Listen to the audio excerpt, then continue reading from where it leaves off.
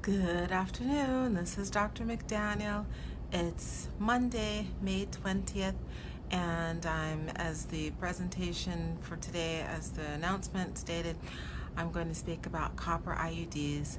I'm continuing the thread from the weekend where I spoke on Depo-Provera and then on the vaginal ring. Today's copper IUD, tomorrow's the hormonal IUD.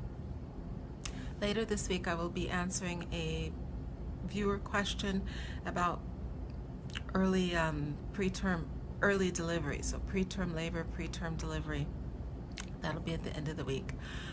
So copper IUD, and the copper IUD stands for the copper intrauterine device. Intrauterine device is a T-shaped device, and it looks a bit like this. This is a mock-up, just a toy one that I show patients when they ask about the IUDs. So it's a T-shaped device, T-shaped. Obviously, instead of the plastic here, it's copper. And the copper intrauterine device in America is good for up to 10 years. In other countries, they do have 3, 5, and 7-year.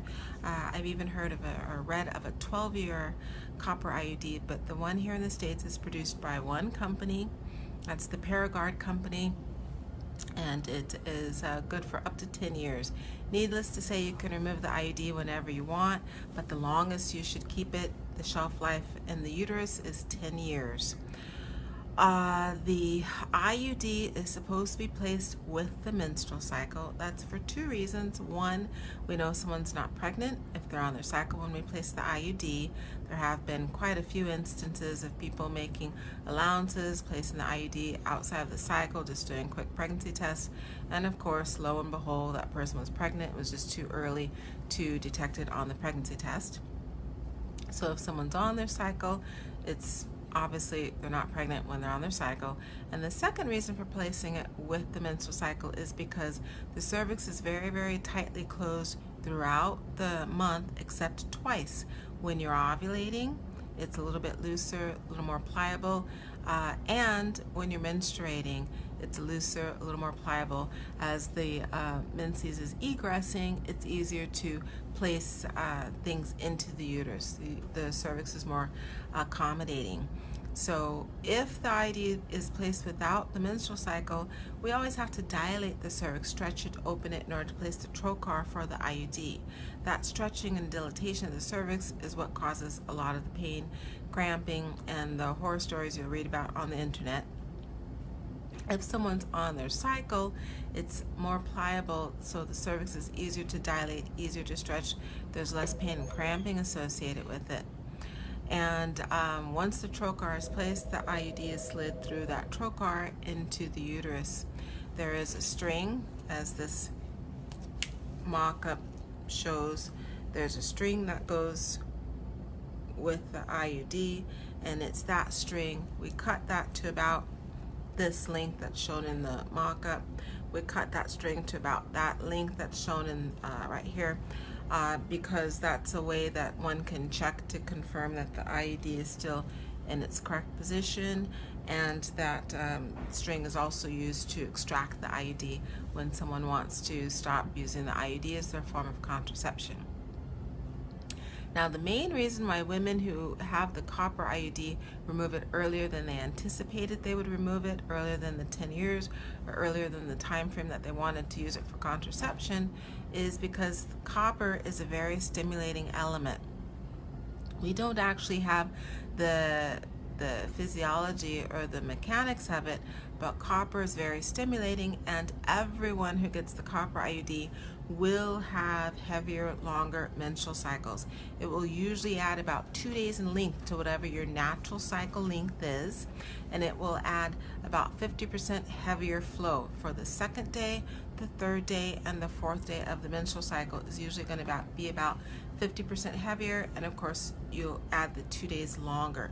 So the average menstrual cycle is around 4 to 5 days in length, and it's usually just the second and the third day, occasionally the fourth day, that is the heaviest. With the copper IUD, most women will have about 7-day cycles. sometimes 8, but usually 7, and usually the second, third, and fourth day will be a lot heavier than they were naturally, about 50% heavier. Now, for a lot of women, that's a deal breaker because they're not trying to get heavier, longer cycles, they're trying to have lighter cycles. And then the frosting on the cake with that is that with the heavier and the longer flow, everyone will have more cramping. So for some women, if they already have a lot of cramps, especially women who are doubled over in pain with the cramps or taking quite a bit of pain medicine or the hot water bottles, they're going to be worse off with the copper IUD because pain is subjective, so we can't really quantify how much more pain someone will have, but everyone will have more pain with the copper IUD. For those reasons, those are the main reasons why women who have the copper IUD removed earlier than they anticipated removing it have it removed earlier, and those are also the main reasons why the hormonal IUD was invented, to try to counteract all of those pain points with the copper IUD. Now, the catch with the IUD is it is equal in contraception as to getting your tubes tied. That's never 100%, but it's about 98, 99%.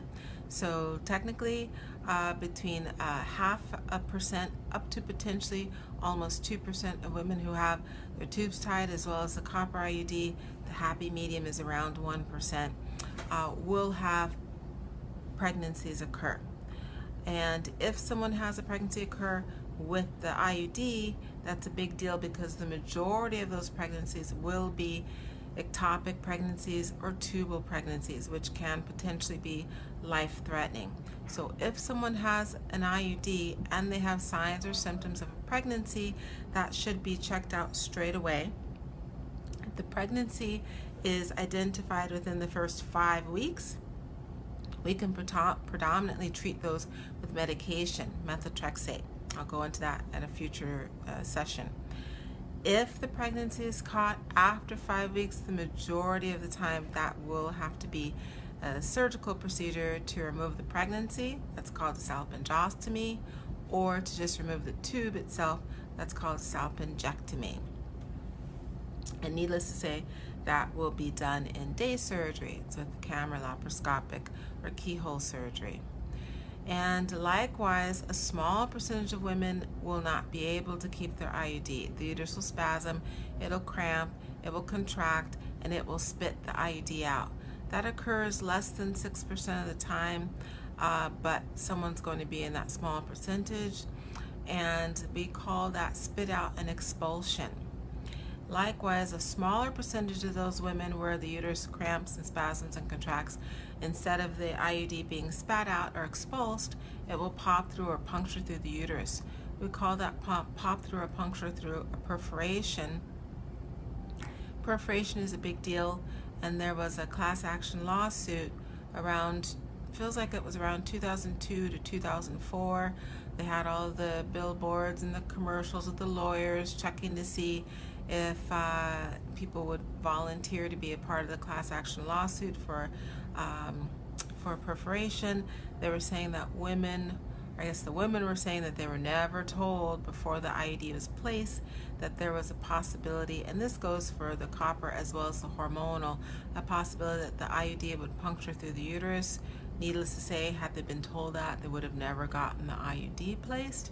So the class action lawsuit was set up specifically against the Mirena company, hormonal IUD, but it was eventually going to extend to all of the IUDs, which was the Mirena and the copper, had it gone to fruition. I think it was settled. It never came to be sorted out in the courts, but it turned out realistically that years later, after the jury was out, that the Mirena IUD was not specifically the source of the perforations or the punctures through the uterus. It's a small possibility with any IUD. But the thinking at the time was that it was the Mirena, and that was because the Mirena was the more popular of the two IUDs. The copper had the complaints that I associated and mentioned to you earlier: heavier cycles by about 50%, longer cycles by about 2 days, and increased cramping. So the Mirena was more popular than the copper at that time. For about every one copper that was being placed, about 10 hormonal or Mirena IUDs were being placed. So more and more women were getting the hormonal IUD, so the risk of complications, we were seeing them more for those women. Regardless, the copper IUD is still quite often used today for women who absolutely don't want any form of hormones in their body, or who have really strong adverse responses to hormones in their body.